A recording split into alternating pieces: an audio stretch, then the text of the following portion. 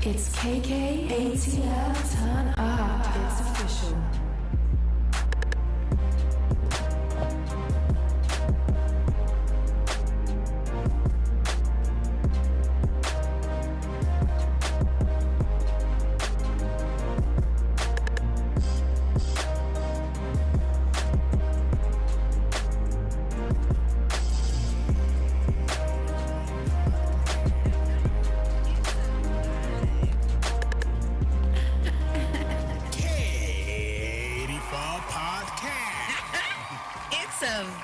Hello, beautiful people, and once again, we are live. You know what I mean?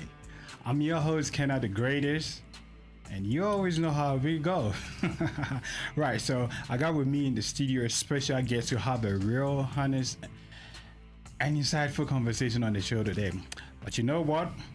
Be part of the K84 podcast family and community by going on social media, liking, following, subscribing on all our social media pages.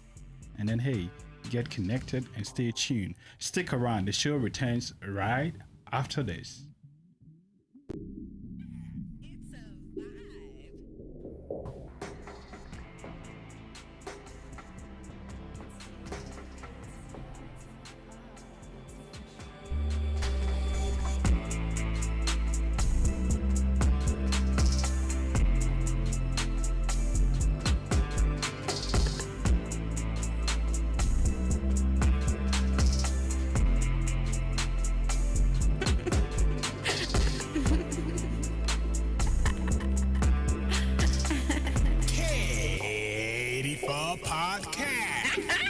It's a vibe.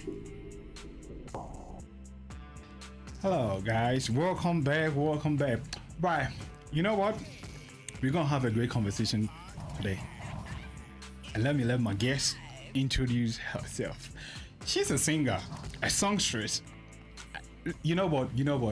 I don't want to say that much. So, welcome on one-on-one. What's going on, guys? It's KROSE here. I'm so happy to be here. I'm excited to be able to have a great conversation tonight. Yeah. What's going on? Yeah. You know what? So my first question, right? How did we meet? Good old TikTok doing its job, you know. Okay. So you know what? Assuming this is my first time meeting you, I know you, but I've not heard none of your song. Could you bless us with, like, let us feel the vocal, the sturdy of your voice, let us feel it. Do you mean sing right now? Yeah, give us, let us feel something. Okay. Go and get your own bag and compete with yourself. Don't be out here trying to be like nobody else. Cause when the only one you racing is you, if you first or you last, it's no way you can lose. No. It's no way you can lose. That's dope. I like that. I'm from there. You know what I mean? So, if I'll ask, right, how has your music journey been like? It's been, honestly, it's happened super fast because, Really? I've been recording, I would say maybe the past year I've recorded here and there. The first time I released my music was 2 months ago. Okay. And it's kind of like, we'll be real. The first time I released my music was a couple months ago, like 6 months ago. Didn't go anywhere. But the first time I released it and it got some traction was like probably a month and a half ago. And it's just kind of been like boom, boom, boom since then. Okay. Yeah. So what's your style of music? What genre, are you into? I guess I would say maybe indie, like R&B. But my theme to my music is like encouragement. I just want to encourage through my music. A lot of my songs just are full of encouraging words for people. I want people to feel better after they listen to my music instead of worse, So what got you to hit in the studio to be like, hey, let me just put something out? What inspired you? Well, I've been writing music for a long time. And just showing my family. Only my family has heard it, but my family has been like, and my friends, like, you should really do something with this. And so they are the ones that encourage me to go ahead. And I have a friend that has already been doing it. So he kind of hooked me up with my producer. And it was the first time I recorded was just my friends and family encouraging me to do it. Okay, so what was your first experience in the studio like? You know what I mean? You've never been in the studio. You don't know how the recording process goes. So what was your first experience like? It was kind of weird. I didn't know all that goes into the back like the behind the scenes part of making music. It was really cool to see. And then like when I got in there, it was like, this is really cliche. KROSE, she came alive. It was like a different version of me. Like I just lock in a different way when I get in there. I don't know how to explain it. Oh, yeah, I see. So, yeah, I mean, were you confident in the first time? Like, hey, can I do it? You know what I mean? Sometimes we doubt ourselves. You know, how was your confidence level like? I was not confident at all. I'm not even gonna cap and be like I was, I knew I got it. No, honestly, I'm still not fully confident in it, but I'm growing, I'm getting there. But the first time I was in there, I was just like a little bit like a deer in headlights. That's when I recorded that Do the Same song, but obviously I got over it a little bit, So we got there. When you was in the studio, right, were there a lot of people in there? Or just you and the producer, or how was the experience? It was me, my friend G Wayne 918, another rapper, and my producer. It was just 3 people really. Oh, Yeah. okay. So, Oh yeah, somebody else that we won't mention. who was that? Was he also an artist or what? No, it was just somebody that's not around anymore. Okay, so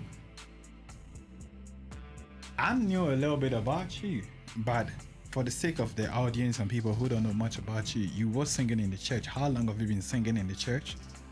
I was doing that for about 2 years, I would say. I was doing it for about 2 years at the age of, I think 21, 22, or 23 and 24. And I was doing that. I was a worship director for a church plant for a while, but I got called somewhere else. Wait, I don't get it. What do you mean by you got called somewhere else?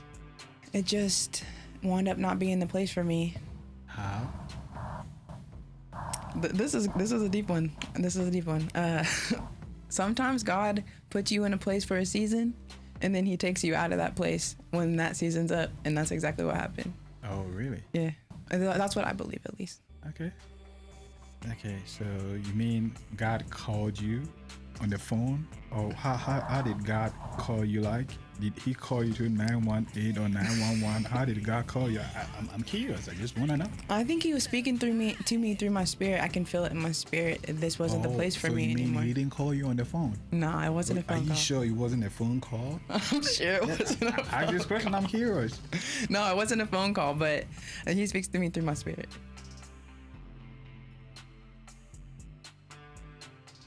Yeah, you know what I mean? So, God didn't call you on the phone? No, it wasn't a phone call, but it was a call from God, 100%. I know it really? was. I got my discernment up, and so I know. Okay. All right. You know what I mean? So, do you smoke, drink, or use any substances? Nope. Why? A lot of people do. I'm just asking. Do you? I used to, and I'm not gonna lie and say I didn't used to. I used to smoke, drink, use substances, but that was another call. We're talking about calls, and I got called away from it. I got pulled out of it. So what did you used to smoke or drink or use or sniff or whatever? Just curious. All right, guys, we're gonna dive into KROSE tonight. I'll be vulnerable. I want people to know. I want to be real with people. I used to be a heavy smoker. I used to be not an alcoholic, but I drank a lot, and I used to be like into party drugs like Molly, stuff like that, going down the wrong path. Okay, guys, you know what? We are live, but we got to fix something real quick. Hold on. This is all part of the show. It's all part of the show. Yeah, so- It's organic. It's a vibe.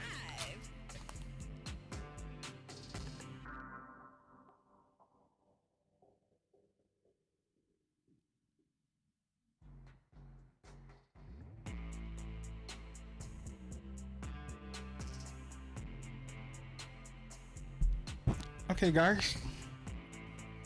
Sorry for that. Okay, so let's go. We're still waiting for you. The story. Yeah. So you used to do what? I used to be a heavy smoker. I used to drink, and I used to do party drugs. And I was kind of deep into the whole party scene for a long time, going down the wrong path. So how is the party scene like? I'm not a party person, so I don't know. But how is the party scene like? The party scene is basically every weekend. That's what you're doing.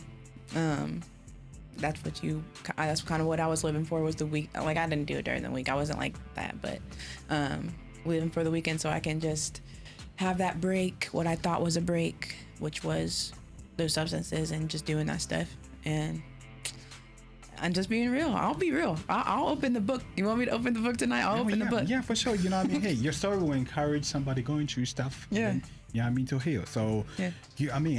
What was the moment for you to be like, hey, enough is enough. I don't want this lifestyle anymore. What was that moment? What clicked? Be like, nah, I don't want to do this anymore. Well, it was a moment, but it was more gradually. Like, my heart stopped desiring those things, and after I would do it, I would feel more and more empty, more and more. I was trying to fill a hole with something that it wasn't supposed to fit in there, and so I slowly just stopped desiring to do those things. And then I had my half sister. She passed away from a drug overdose. Oh. And that was really the moment that was like, I don't want to do this stuff anymore. Like, I don't know. That's when a lot changed. So, do you remember your first experience? How did it all started? To be like, hey, you start getting in drugs. How did it all started? It really just started at a party, I think. I mean, honestly, I can't say I remember the first time. It happened. It was just one thing led to another. It happened like, hey, you should try this. I tried it, and I kept trying it. And then could you recall or remember the friend or a relative that led you into that? And how old was you then? How old age? I was 18 or 19. I would say 18 or 19. And it was the person that I actually wound up getting married to. Oh, he was married? Yeah. Okay, yeah, you come to your married, you know what I mean? All right. But we still want to know about your addictions. So, you know what I mean? What was the first substances you took? Was it weed, drug? What kind of drug, you know what I mean, you first took in? So I started smoking at a young age. I was just around it, and I just started smoking. So I was smoking for a long time, smoking weed. I started drinking at a young age. I was just around it. You want to know the age? Is that age? The age? Probably 12. And then drinking is probably like 14. So, were you influenced by peers or family member, or like you saw folks, you know what I mean? Okay, let's see, we are all product of our environment. So if in your house or in your community, the things that you see, that's what you try to, you know what I mean, emulate as a kid. So how was your experience like? It was what I grew up seeing it a lot in my house. I grew up seeing smoking. My dad was alcoholic.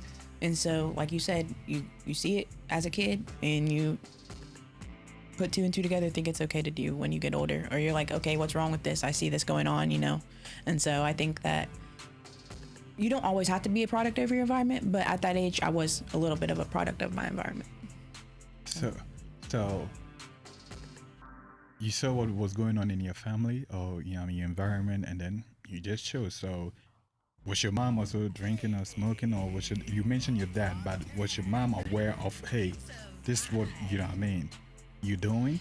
No. Just I think it's like so you were hiding? The tendency of a lot of teenagers. My mom did not know what I was doing. So you're hiding it. So which among your relatives knew that, hey, you were doing something of that sort? Nobody besides my cousin, my close cousin. We're raised like twins, so he knew everything